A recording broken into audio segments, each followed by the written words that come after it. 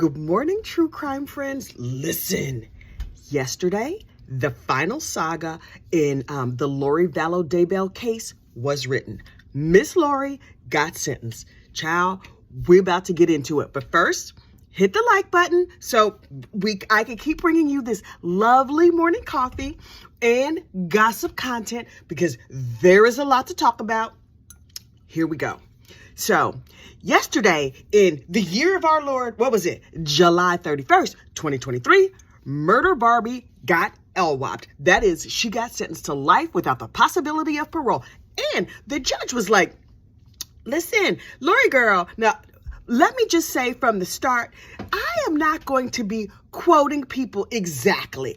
I'm going to give you the spirit of what was offered, right? Because I don't have time to be writing down quotes and pulling clips or whatever. This is not that kind of channel. This is not a news channel. This is a gossip channel. So you need to govern your expectations accordingly. So look, the judge, and I'm giving you like the end part first because I always want to know, well, what happened at the end? What happened at the end? This is what happened at the end. The judge was like, Lord girl, listen, you trash. All your relatives and everybody got up here and said you ain't nothing but trash. You a lying sack of sugar. You a terrible human being. And them cookies everybody was talking about, probably not even that good. And I'm just saying, there is no higher insult than to have somebody insult your cooking. But so I need to decide what variety of trash you are. So should I give you 3 life sentences where they all run concurrently at the same time? Or should I give you consecutive life sentences where if you die and come back, you got to do life again like that 3 times? And he was like, let me think about it for a second. You are the variety of trash that deserves consecutive life sentences. So that's what you're going to get. Also, because you stole your dead kid's money, you're going to owe the state some money because, stealing is bad, but not as bad as murder. So you're going to have to pay a little something. We're going to put you to work over here in the prison, and we're going to pay you a nickel every 3 days. And that nickel that you make, that's not going to go to your commissary. That's going to go to pay back the state. Too bad the state can't be paid back for all this money you wasted when it was very clear that you unalived all of these people. But first, allow us to flashback. Let's flashback to the victim impact statements. I don't remember the order that they came in. I don't remember who said what, who said first, whatever. But I'm going to give you the spirit of what was offered in addressing Miss Lori Vallow Daybell. So the first person got up there and they were like, Your Honor, thank you for letting me come. I would like to thank, my friends, my relatives, the community leaders, blah, blah, blah. Lori Vallow Daybell is trash. And I was like, ooh, okay. We probably gonna have a theme here today. The theme is Murder Barbie is trash. And they were like, she did some good things in the community. Can't think of none of them now because of everything that she's done now has overshadowed any good she might have even thought to do. But also, she's a skank. She's a garden tool. And her lawyer was like, objection, Your Honor. The fact that she's a garden tool should have no relevance here. And the judge was like, overruled. I rule that she is a garden tool. And for the uninitiated, the particular garden tool we're talking about, we're not talking about a shovel. We're not talking about a rake. We're talking about a hoe. But anyway, so they were like, she is a garden tool and she is horrible. And it is true. Her cookies were never that good. And so the judge was like, thank you so much. He's so dry and calm. I kind of love it. Then the next person got up and was like, Your Honor, my loved one is dearly departed and we are very sad about it. And that garden tool over there is the one who did it. You see, with no Botox, her wrinkles have all come back, her grays are coming in. And of course, her lawyer, John Thomas, was like, Your Honor, I object. Her hair color has nothing to do with it. Plus, I like that color of dirty blonde mixed with gray. And the judge was like, overruled because he's calm and cool through the whole thing. And they were like, she's a dirty trollop and blah, blah, blah. Read this woman for filth. And the judge was like, okay. Lori's attorney seems to be upset that people keep getting up here telling the truth about her. So we're going to have to tell the truth about her but do it in a nicer way. Instead of saying you statements, you should use I statements and talk about the impact that her actions have had on the community. And all the people were like, Okay, so I'm going to have to edit out this whole part where I talk about what a skank garden tool she is and how horrible a mother she was. Okay, hang on. Oh, Your Honor, my speech has gone from 35 pages down to a post-it note because most of what I was going to say was I was just going to stand up here and read her for filth on national TV and for all the internet to see. So this is what I will say. Lori, you have done terrible things, and today is a Monday, and Your Honor, please sentence her to a lot of jail. I miss my loved one. Thank you. And so that's how that went with the victim impact statements for like a couple of hours, where one by one, people simultaneously got up there and told her every terrible thing about herself. Meanwhile, Lori was sitting back like this, face all scrunched up, lip all poked out, looking down at the floor, not engaged at all, right? And I was like, okay, let's see here. What's going to come next? Then the prosecutor got up and tearfully was like, Your Honor, you did terrible things and it very much hurt my feelings and it is terrible. And I had to look at those pictures and now I'm going to be in therapy forever. And it was very bad. Please send her to jail. If you could dig a hole and put her under the jail, I would very much appreciate it. Also, I would like to thank my mother and the fellow prosecutors and the cameraman. Please get me on my good side. And so the judge was like, okay, it's been a long day. A lot of people have read this heifer for filth. And so now we're going to take a break. And then the other side is going to get to talk. Her defense. So everybody goes to lunch. They have a little sandwich or whatever. They watch Lunchtime True Crime. You should watch Lunchtime True Crime as well. Today at noon, a new true crime case. I don't remember which one I scheduled for today, but it's something going to happen at lunchtime. It'll be a surprise for you, just like it'll be a surprise for me, because I have no idea what's coming today at noon. But I did create a video and post it and schedule it to drop today. Then after lunch, we come back and the defense was like, Your Honor, I would like to speak on behalf of my friend, Lori Vallow Daybell. Sir, you have to live in this community. How in the world are you out here in these streets talking about she's your friend? Really? He was like, Your Honor, people have said some harsh things about her. Yes, she's a serial killer, but I found her to be calm and kind and polite. She put her hair in curls for court. She talked to me about my personal salvation and her relationship with Jesus. And she didn't kill that many people. I mean, if you think about it, there are billions of people on the planet, and she only unalived like 4 or 5 with plans to do a couple of others. But if you think of it in the grand scheme, wasn't that bad. I think she's nice. I mean, so if you don't mind, if you could have like a downward departure. Now, we know you are required to sentence her to a lot of prison time, and she's 50. You see how old and wrinkly she is? She's not going to look any better. Prison's going to be hard on her. They don't have Botox. And Lori was like, oh, they're talking about me? Okay, I'm going to lean forward and be engaged. Exactly what are you saying about me? Please, sir, man who I'm angry with most of the time, say more good things about me. Oh, she was very engaged when her lawyer was talking about her. And he was like, she's 50. If you could just give her like 20 years, how many people could she kill as a 70-year-old? I mean, she'll have arthritis by then. She'll be hideously deformed from all the years of prison and not good shampoo. She won't be able to get a new husband. So if you could just like make the sentence a skosh less on the count of, I think she's a nice lady, I would appreciate it. Thank you so much. And then he sat down, and I was thinking to myself, sir, you're terrible, but I'm not worried about this. I have faith in this judge. And then the judge did the most unexpected thing. I had not expected this to happen, but then it happened, and it kind of made my whole day. He was like, Mrs. Vallow, in his very monotone, very calm. I appreciate his calmness.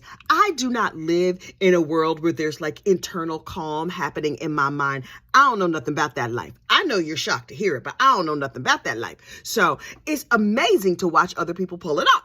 So he was like, Mrs. Vallow, now your lying behind has the opportunity to stand before me and speak. See if you can say something, absolutely anything that mitigates the madness that you have wrought on my community. And she was like, yes, Your Honor, I would like to speak. My name is Murder Barbie, and I would like to start with the scripture. Girl, don't start with Jesus. These people are all Mormons. Lori, the judge, he's probably LDS. Nothing wrong with being LDS. But listen, if he's super religious and you just gonna throw Jesus up in this, that's not gonna go good for you. But I was like, okay, I'm gonna just hide and watch and see what happens. And so she was like, I am quoting some scripture with a number and some words. It says, he who is without the first sin, cast the first stone at her. And what I think that means is if you have ever had a speeding ticket, then you should not be upset because I was out in these streets murdering people. It's not my fault. And everybody was like, right. The judge, in all of his kindness and calmness, never said a word. But if you could have seen his face, listen, if you don't look at anything else, turn the sound off on the Lori Vallow Daybell allocution and just watch. And then if you're on your phone, you can use your fingers to enlarge and just watch the judge's face when she starts speaking. He's just like, okay, I'm here to listen. And then you see his eyes get big. And then he's like, let me get my pencil and write some stuff down because I'm going to see if I can add a fourth life sentence. What does the statute say? Are we allowed to also stone her? She mentioned the Bible. And there's some bricks out back. And so I was thinking, okay. And then she went on speaking, and his entire face and demeanor said, this bitch, what? Woo. And I would imagine that this delightful judge does not even cuss. But in his mind, he was pulling out all his best cuss words. Every single one. He was just like, I cannot believe this no account heifer. She said, what? And so I was like, come through, Judge. We gonna listen to her crazy, but I'm gonna have to hear what you have to say. But to continue with Lori's statement, she was like, you think I'm not mourning? I am mourning. Do you see my forehead? There are wrinkles. I have not had natural wrinkles in years. It is true. There is no Botox in prison. And now I am out here looking like a commoner. My roots are a mess. The most I could do is braid out my hair and hope for some waves. But I have come to court every day and sat here with a peaceful, calm face, trying to overcome the fact that I look terrible in orange. And I just want everybody to know that you think you know what happened. You have no idea. Me and Jesus are BFFs, and he told me it was fine. And so how can you judge me when Jesus is not judging me? And for the record, you should know, here's why I know Jesus. When I was giving birth to Tylee, I died, and then my sister was there, and I was hugging her, and I was like, hey girl, they about to put me back in my body. And my sister was like, no, come on, I want to show you something over here in heaven. And so she walked me right past the Endless Heaven buffet. It looked delicious. Do you know they have key lime pie on the Endless Heaven buffet, and you can eat all you want and you don't get fat, and it doesn't cost you anything to go? But what she had to show me was so important that we walked past the Endless Heaven buffet, including past the dessert bar. And so she took me, and I was hanging out with Jesus, right? And Jesus was like, Lori girl, hey, good to see you. Hang on, everybody, can y'all wait a minute? Lori's only gonna be here for a minute. This just gonna take me a minute. And so he was like, Lori, listen, I know you passed the buffet and everything looked delicious. You should try the prime rib. But I'm gonna need you to go back. And she was like, what? My children will be fine. It's beautiful here. Is this my outfit? Unlimited Botox. There's an unlimited Botox and hair color buffet. Your Honor, sir, I would like to stay here in heaven. And he was like, nah, girl, remember that time you promised me that you was going to do good things on earth? I'm going to need you to go back and do those. And she was like, oh, for real? And he was like, But listen, I got people waiting. Can you go? Scoop. Okay. Grab yourself a cupcake on the way, but you're going to have to go back into your body. And she was like, dang. Okay. Can you touch up my roots? No time for my roots. No. Okay. But when I come back, Okay, cool.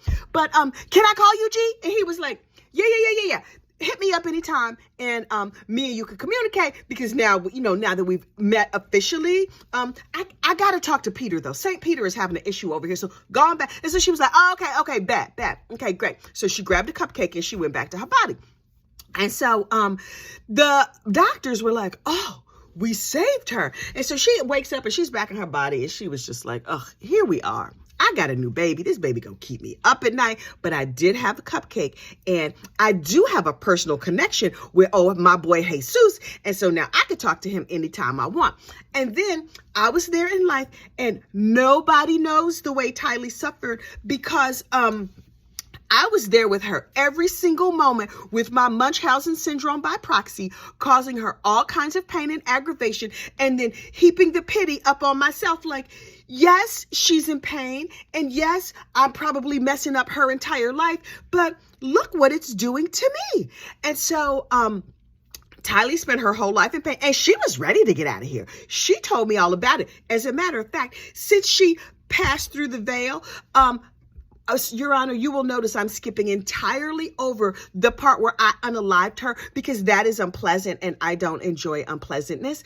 Tylee has come to me and she's like, Mama, why are you worrying? You know, I know how you worry, and just stop. And then JJ showed up, and JJ was super tall. He was an adult spirit, and he was like, hey, listen, I'm busy in heaven working. As an aside, if you gonna go to heaven, why do you have to work? I don't understand.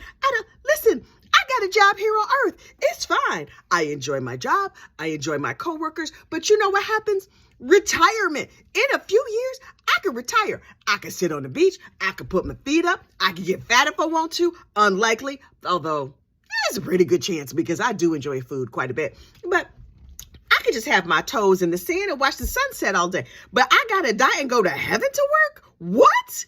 That don't sound like heaven to me. I'm sorry. I guess somebody has to do the jobs, but if this happened, how come they not magical? Like the Jetsons, you just like push a button or wave a wand and do some Harry Potter stuff? Lori, your vision of heaven, I don't want to go there. No, thank you. I work on earth. How is it paradise if I have to work? Is it paradise type work? Lori girl, nah. As an aside to my aside, I don't think she's going to be in heaven. I don't think she knows because clearly heaven should not include work. But Lori had more to say. She was like, nobody was murdered in this case. Yes, there's a pile of dead bodies, but you don't understand. Some of them were accidents. Some of them unalived themselves. Some of them, it was just like a medication complication. I might have given them the medication that complicated their lives, but like, I was just helping them get to the other side of the veil. So, I am mourning the loss of the cupcakes and the free hair dye and the Botox. So there's nothing you could do to me that's worse than what has already happened. Do you see the wrinkles on my forehead? That is a tragedy. So give me your worst, but you can't judge me. And I was thinking to myself, Lori girl, look, Miss Lori, number one, Jesus don't know you. That whole story you made up, now that was some delightful creative writing. I love a good work of fiction, right? But I'm not into fantasy. Maybe that's my issue with this whole thing. When I read, I like biopics. I like crime procedurals. I like John Grisham. I like all like the legal stuff or whatever. I like domestic thrillers. Oh, I love a domestic thriller. When a lady kills her husband and gets away with it, or she thinks that like the first wife might be out there stalking her, even though the first wife is supposed to be dead. And did he kill the wife or did he not kill the wife? Child, those are my books. I love those books. But all of this, like we sprouted wings and we did all these fanciful things and we whatever. No, thank you. And that little piece of fan fiction that you wrote for yourself, that was not my jam. Maybe people who were into like fantasy type novels, that's their jam. It was not for me. So, you about to go to prison for a long time. The best, most magical part of the entire sentencing to me was when the judge was reading his statement and publicly reading her for the filth that she is. At one point, the judge was like, can someone tell me what that beeping is? What is that beeping? You know, Lori was like, it's Jesus. This is the rapture. I had heard when me and Jesus talked last time that the rapture happened in beeping. And so you know how like when a truck is backing up, it beeps before it hits you? That is the universe backing up because I'm about to be raptured out of here. So I'm just going to sit and you will all see. And then the judge kept going, and she was like, wait, there was no, is the rapture late? Did I set my clock wrong? I might not be raptured. So I'm going to stand and I'm going to take this sentence that they give me, but I am homesick for heaven. And because that is where I believe I am going. Miss Lori, a personal note from me to you.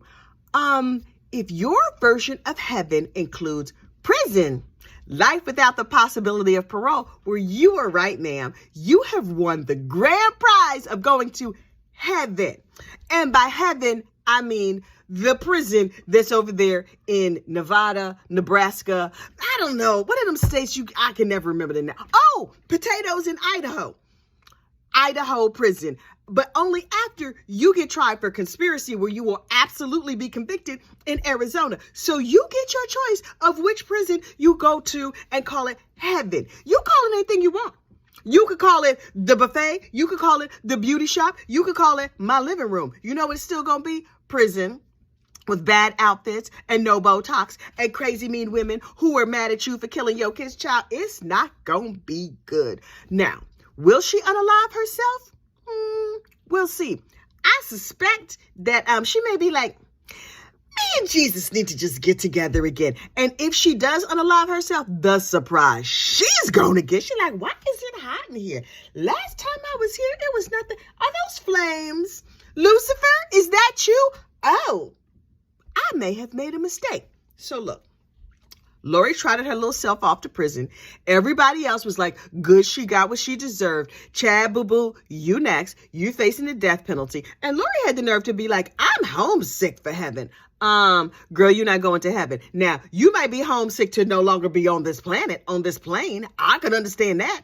I'm sick of you too. But we're going to have to see how it unfolds. In the meantime, so that you know, true crime friends, the lovely, lovely president, I call her Madam President. She says she's the president of the GRI fan club. She has created bingo cards for this mess that I call a YouTube channel. Many, many, many thanks to the queen of all of Pittsburgh and all of GRI, Miss Renee. So I am going to figure out a way to post these bingo cards. Actually, I think I know a way to post the bingo cards so that you can download a bingo card and play bingo as I recite this madness every single morning. Now, if you win at bingo, then I need you to tell me what episode you watched and put on your social media or put it over on my social media, whatever, a picture of your winning bingo card, and I will send you a prize. I do not know what that prize will be, likely something handmade by me, but I'm going to get these bingo cards up as soon as humanly possible. You know I'm on a new assignment at work, right, child? I'm slammed. I have to work all day, every day. It is a travesty. But when I get the bingo cards up, we in action. Ideally, one day this week. My goal is to have them up before Friday. Fingers crossed. We'll see how things go. In the meantime, you have a great, safe day. As always, I will be over on the 13th juror with my girl, Brandy Churchwell. Yesterday, I accidentally called her Brandy Daybell, and that was supposed to be our little secret, y'all. But somebody with a big mouth, you know who you are, went and told Miss Brandy, shh, we're not supposed to keep it secrets. But that's okay. I apologize, and she said she forgave me, and she said she loves me. I was moved. I felt like I was in heaven with key lime pie. Okay. You have a great day. Oh, what is it? 23 minutes. Okay, this video is going to take 4 years to upload. Lord, I hope it uploads before the sun comes up. You have a great day. Let me shut up my running mouth, and I will see you later. Bye.